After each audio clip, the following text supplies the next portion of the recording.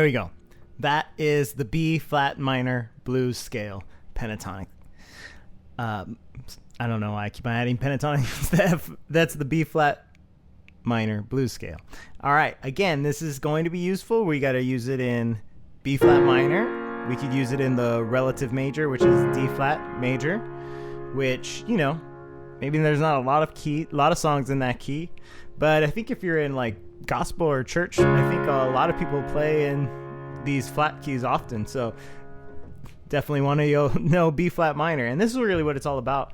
And why I'm taking the time to make a video for every key is because you're going to run into songs. If you're playing a lot, you're going to run into songs that are in every key. And you don't want to be falling all over yourself when you get into that key. Because that's honestly how I used to be. I would go and I would, be very good, be comfortable, feel fluent in, the natural keys, C, D, E, F, G, A. B was shaky. I would feel very comfortable with those 6, honestly. And then you would go to B, less comfortable, and get into F sharp, really uncomfortable. A flat, very uncomfortable. B flat, very uncomfortable. Any black note key, I'd feel uncomfortable about. So you definitely want to get comfortable before you get into the situation where somebody asks you to solo in that key. So this is what you're going to do. You're going to bust out the B flat blues scale. Okay? Here it is. So we're going to do the 1. Of course, if you don't know the notes of the blues scale yet, but here it is. B flat, D flat, E flat, E, F, A flat, B flat. That was lovely. B flat, B flat, E flat, E, F, A flat, B flat. Here's the fingering. 1, 3, 4, flat 5, 5, 7, 1. Here's the fingering. Super easy one. Another 3-note scale. 1, 2, 3 finger scale. 1, 2, 3, 1, 2, 3, 1, 2, 3, 1, 2, 3, 1, 2, 3, 1, 2, 3. 4 at the top. Back down. 4, 3, 2, 1, 3, 3, 2, 1, 3, 2, 1, 3, 2, 1, 3, 2, 1, 3.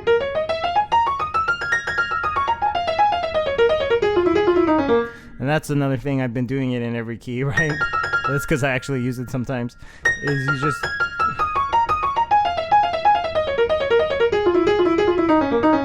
3, 2, 1, 3, 2, 1, 3, 2, 1, 3, 2, 1. Fingering I'm talking about, not notes.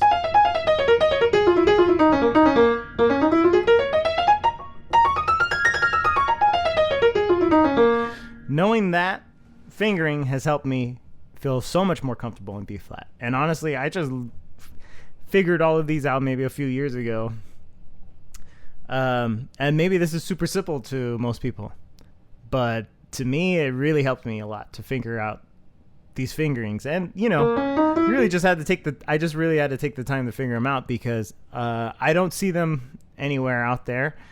There's fingerings for every kind of scale, but I don't see people showing the fingerings for the blues scales. And, but I'm sure there are. I know there's people teaching it. I'm sure somebody might link them in the bottom or something, but this is what guitar players, the advantage of playing guitar over piano is they don't have the problem having to relearn everything for every key.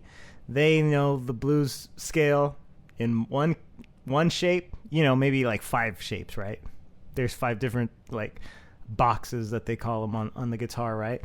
But, but basically there's some people that just play the first box, and you just play those notes, and then you just go down a half step, go down a fret, and then you're in a different key. Go down another fret, you're in a different key. Piano, you don't have that luxury, and that's why guitar players are blazing at when they're playing the blues scale on the guitar. Every guitar player can play that because it's easy. Once you get it once, you kind of know it in every key. Piano, not so much luck. And this one is weird too because you have a jump in there. I could not figure it out. Maybe somebody can figure it out how to do it where you have a nice transition where you end up with your thumb on a white note, because that on piano, that is the general rule of thumb. I don't know if that's where it came from, but that is the general rule of thumb, is that you don't want to put your thumbs on black keys very often if you can avoid it. I couldn't figure out how to do it like that, so you have this awkward little jump in there. That's why I think this one is a little bit one of the harder, more challenging ones because of that. Especially if you're going by sound too. You don't want it to sound like jump, jump. You know, you want it to sound smooth. Like going down, it's not a problem because you're kind of just going the normal crossing over action that you would do in a scale. But going up, it's a kind of an awkward movement. Your hand goes in and out to get that thumb up there. See that? Thumb. Move up. But just practice it slow, you'll get it.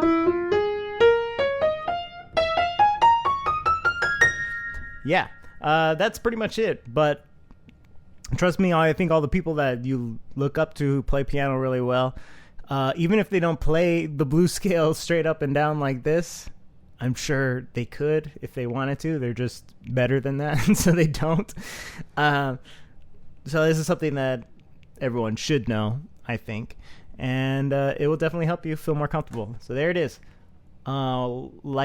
Subscribe to my channel, like my video. Please help me.